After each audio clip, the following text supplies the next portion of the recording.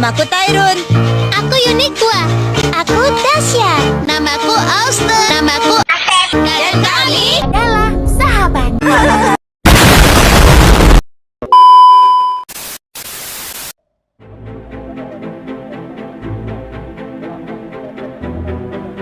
Presiden SBY menyampaikan permohonan maaf dan berpamitan kepada masyarakat menjelang berakhir masa jabatannya. SBY menyampaikan permintaan maaf atas kehilafan selama 10 tahun memimpin Indonesia. Badan Penyelenggaraan Jaminan Sosial BPJS Kesehatan resmi diluncurkan Presiden SBY. Januari 2014, pemerintah akan memberikan pelayanan kepada 140 juta peserta.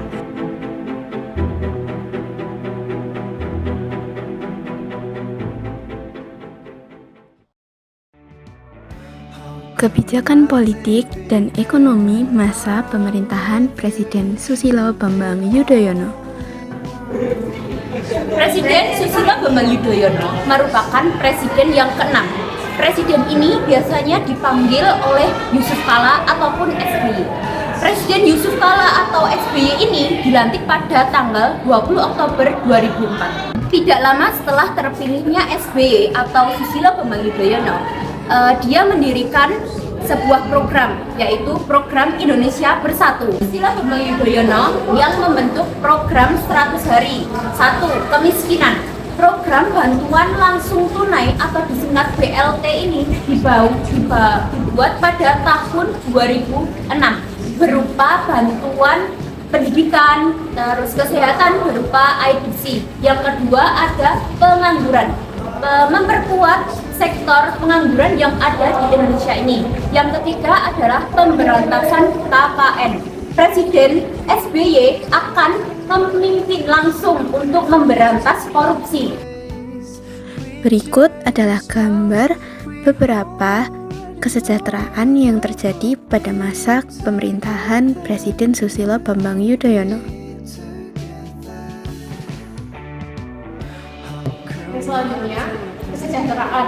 Yang pertama, menangani tsunami Aceh 2004. Yang kedua, meningkatkan anggaran di sektor pertanian upaya untuk swasembada pangan. Yang ketiga, meningkatkan anggaran pendidikan dan berhasil menurunkan tingkat putus sekolah. Yang keempat, memberikan asuransi kesehatan masyarakat miskin.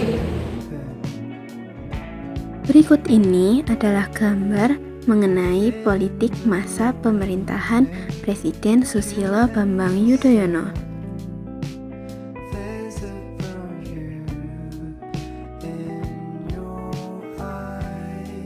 Selanjutnya ada politik. Yang pertama, membentuk sekretariat gabungan sebagai upaya untuk menjaga kesolidan koalisi. Nomor dua, memperluas wewenang daerah dan mengurangi wewenang pemerintah secara seimbang.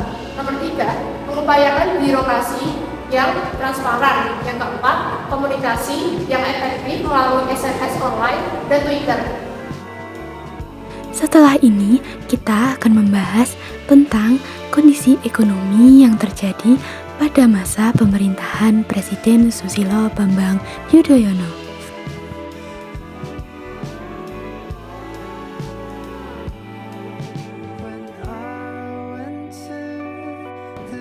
Ekonomi. 1.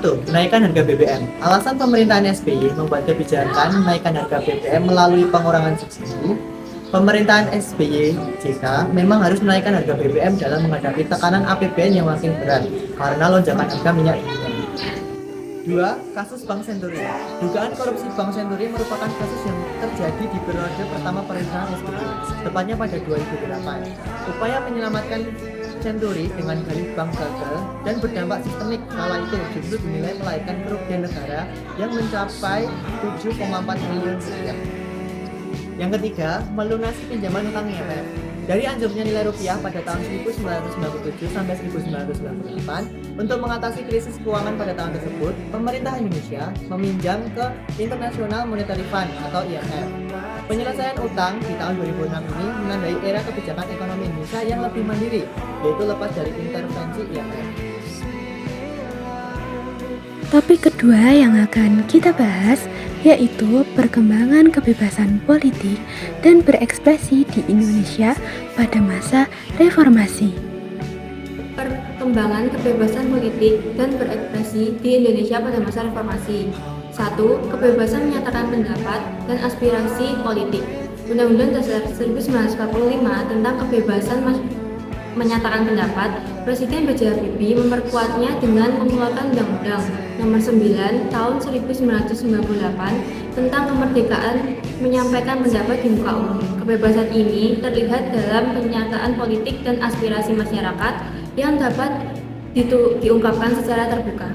2. Berkembangnya partai politik. Nah, seiringnya dengan reformasi ini, jumlah partai politik itu sangat meningkat. Pada era Orde Baru didominasi oleh 3 partai, tetapi pada reformasi ini ratusan partai politik bermunculan. Yang ketiga adalah pemilu langsung. Pemilihan umum langsung pertama kali dilaksanakan pada tahun 2004.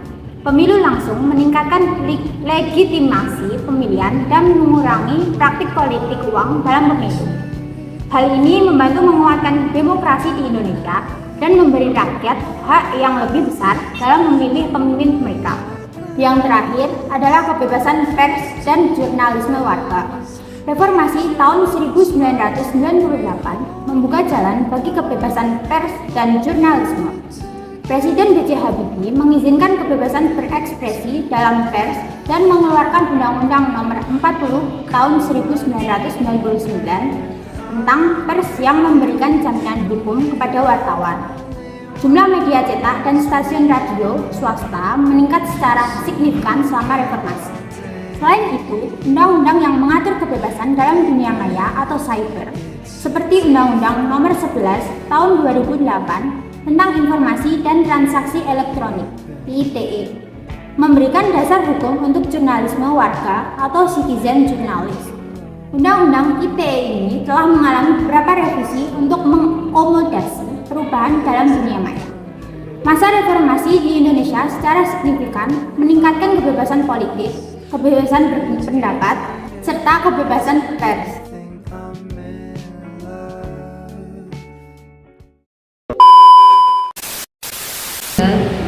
Aku belibet. Apa ini? Kamu bener Loh, kowe iki ojo maju. Langsung.